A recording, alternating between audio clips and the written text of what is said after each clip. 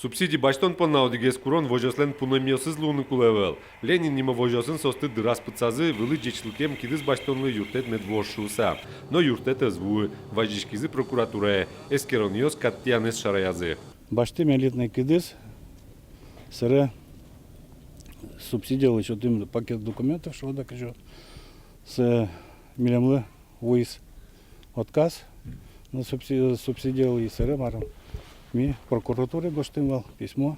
Но тинта субсидия земзену кулуя хозяйствовали баджина со юртет на самом деле. Конечно, китабрес аукцион, удобрение баштичком, топливо баштичком. Та учерья Минсельхозычка академиос ян гшеучка темын ивортизы министерствуен. Вон аршен кун юртет шотон сознет воштичкос.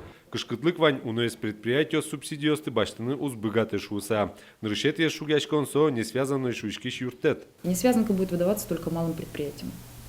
Малое предприятие – это те, кто имеют численность до 100 человек и выручку не более 800 миллионов рублей.